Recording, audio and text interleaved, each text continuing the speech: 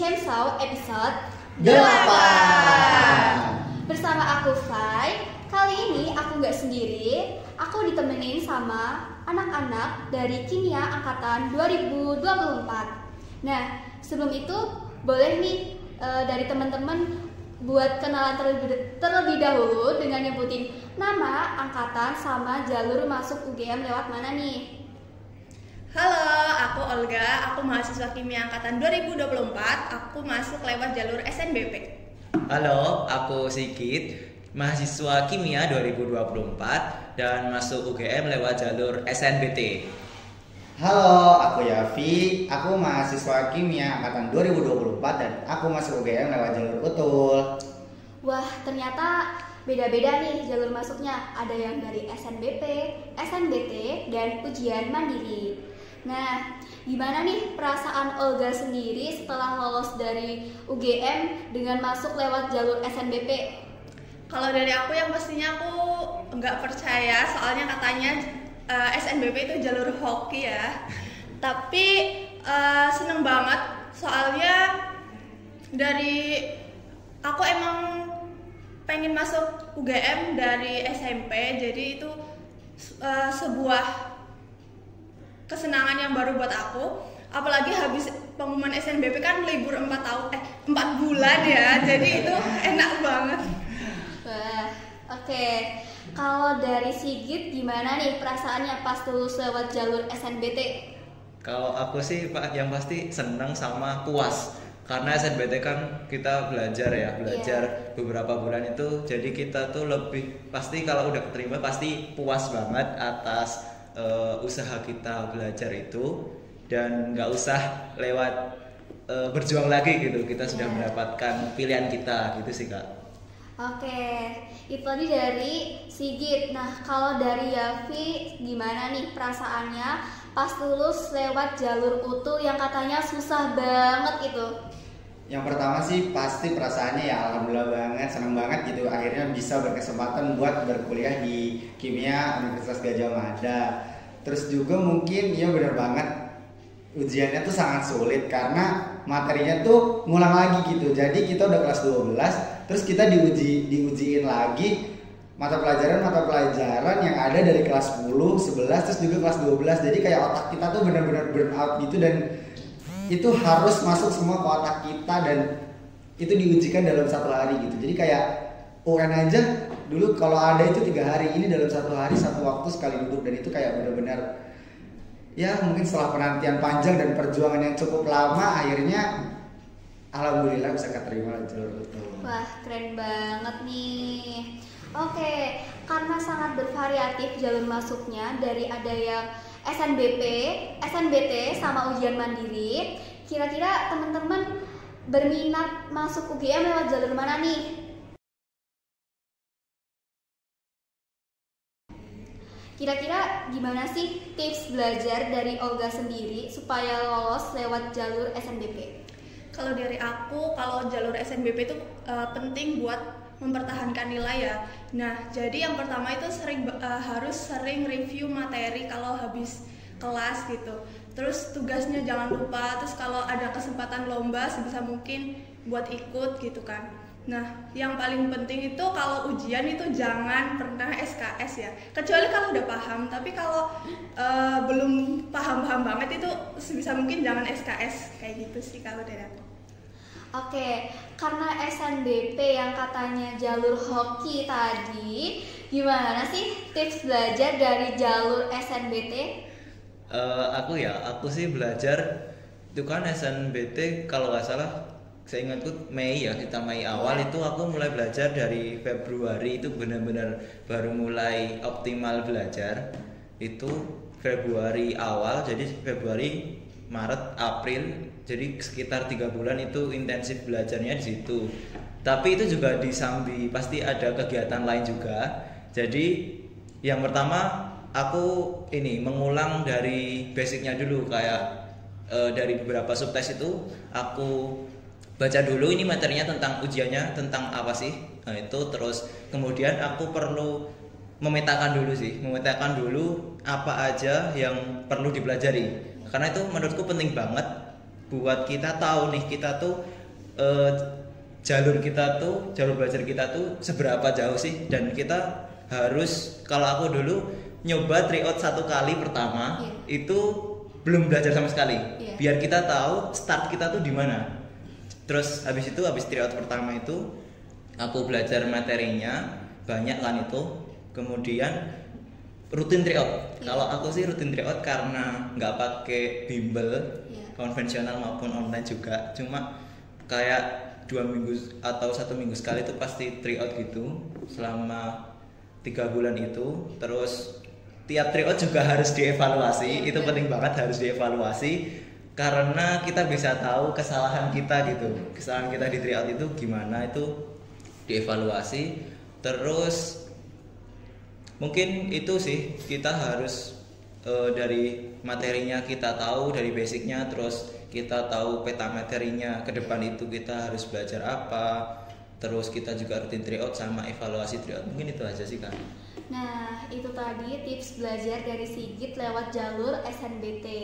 Nah, jadi kalau SNBT itu kita harus benar-benar ada tryout, terus habis itu ada evaluasi setelah tryout, dan kita yang paling harus paham sama konsep belajar kita.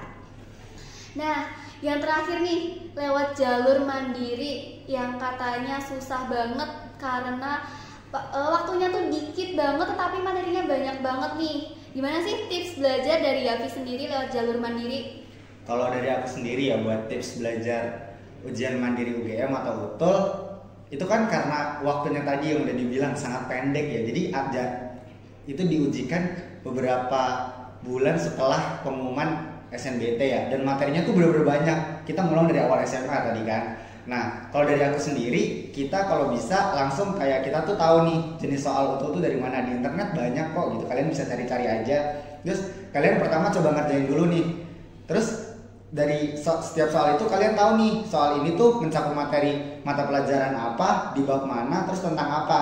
Jadi kayak kalian tuh kalau bisa jangan baca materi dari awal, karena kalau baca materi dari awal sama aja kayak kalian tuh ngebut kelas gitu. Kalian tuh jadi kayak SKS mau belajar buat besok ujian gitu kan, itu kayak gak efektif banget. Jadi kalau menurut aku, kalian coba latihan soal. Terus ketika kalian nggak paham, kalian nggak tahu nih ini materi apa, kalian baru bisa cari, oh ini tuh maksudnya materi tentang ini. Baru kalian coba perdalam lagi, kalian pelajari lagi itu tentang materi tersebut. Contohnya aku ingat kayak waktu itu tentang stoikiometri ya. Terus kayak aku lupa lah sedikit ini tuh berkaitan dengan apa gitu, maksudnya ini berkaitan dengan apa. Terus kayak aku coba baca lagi materinya, oh iya ini berkaitan tentang ini. Terus kita coba lagi tanpa ngeliat rumusnya, coba kita kerjain, oh ternyata gini doang ternyata. Nah dari situ kayak menurut aku sih itu lebih efektif, karena ya waktu kalian sangat singkat gitu, sangat pendek, tapi materi yang kalian cakup itu sangat banyak. Jadi kalau dari aku sih kayak gitu ya latihan soal. Oke.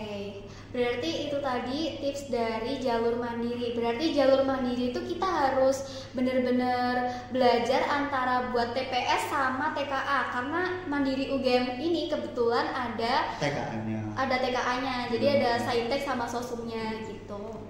Nah, pas terima pasti seneng banget gak sih? Iya pasti. Iya kan, pasti seneng banget. Tapi kira-kira realitanya sesuai nggak sih sama ekspektasi kalian selama menjalani perkuliahan di UGM ini?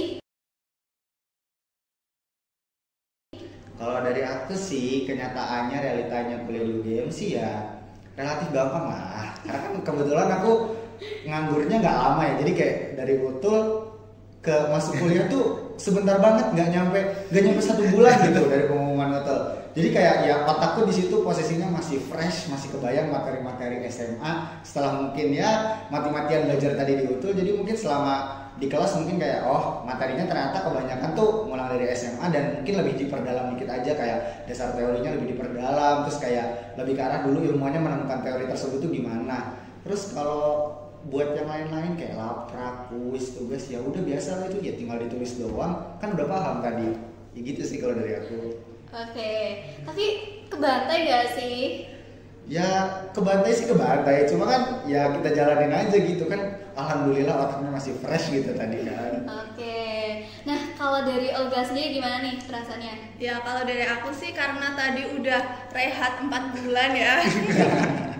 Karena udah rehat 4 bulan, jadi emang sebelum perkuliahan dimulai itu emang harus manasin otak dulu gitu, harus belajar buku-buku kimia gitu sih.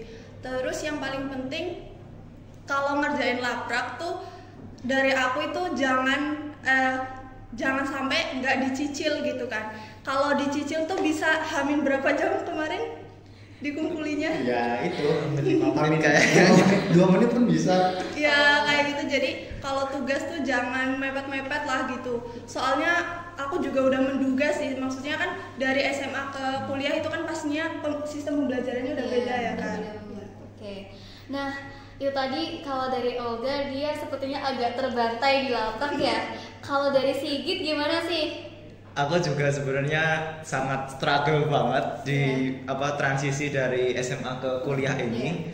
Apalagi karena sistem pembelajaran tadi ya, itu kan beda banget ya. Kalau di kuliah kan kita harus banyak belajar mandiri dulu, nggak bisa kita ngandelin dosen doang di kuliah, itu kita perlu belajar mandiri. Nah, tapi kalau di SMA kan kita ya udahlah, kita di kelas aja kayaknya cukup untuk kita berjuang di sana. Tapi kalau kuliah aku agak struggle di materi dari dosen itu, dan juga kan tugas yang menurutku banyak banget, dan juga laporan yang jelas, laporan praktikum, karena kemarin juga sempat keteteran karena itu sih. Dan kalau aku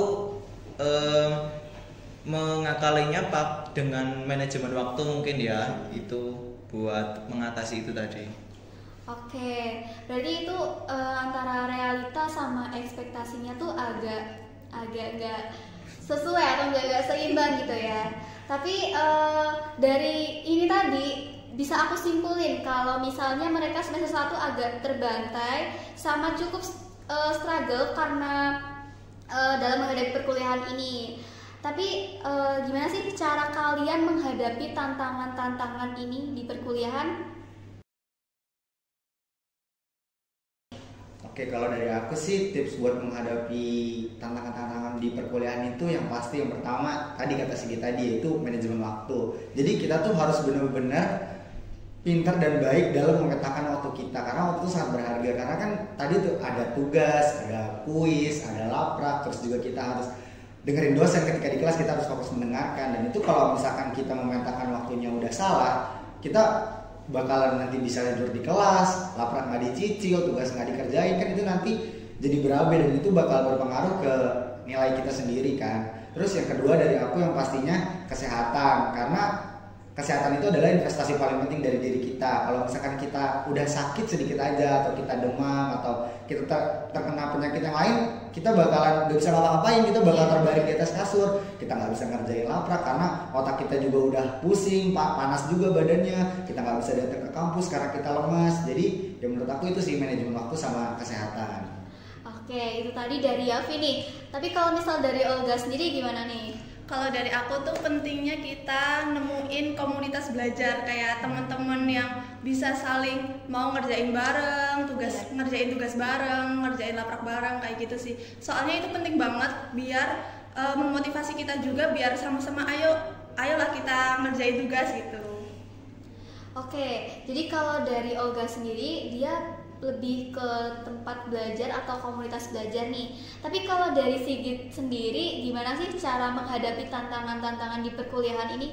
Kalau aku spesifiknya terkait pembagian waktu tadi ya, kalau aku pribadi itu aku bikin jadwal pribadi buat aku sendiri. Kayak hari ini, minggu ini itu aku mau ngapain aja, tugas-tugas apa yang harus diselesaikan, itu aku bikin to-do list dan juga jadwal di kalender gitu.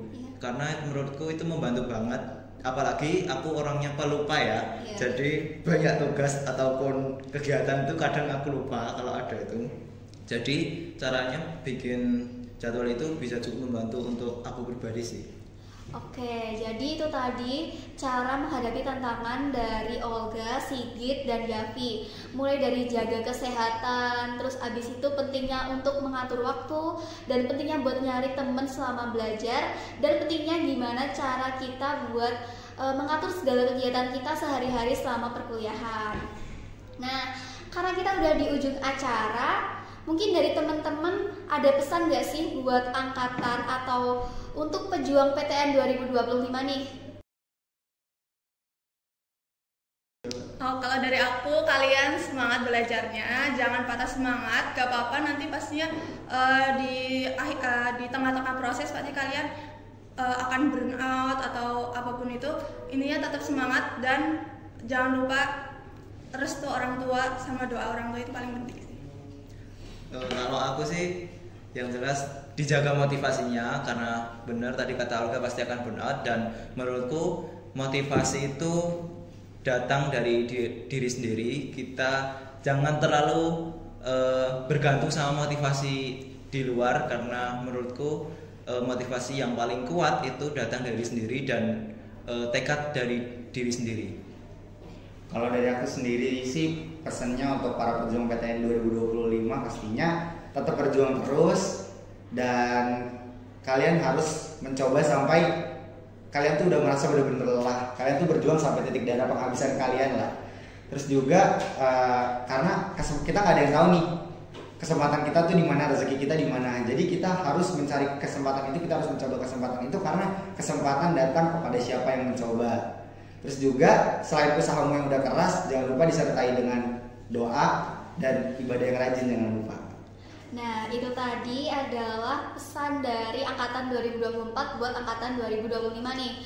Jadi jangan lupa belajar, persiapkan mental kalian, dan jangan lupa jaga kesehatan, serta jangan lupa untuk ibadah. Nah, ternyata seru banget ya perbincangan kita hari ini dari angkatan 2024 ini. Terus abis itu terima kasih buat sudah menyaksikan Chainsaw episode ini. Sampai jumpa di Chainsaw episode selanjutnya. Dadah.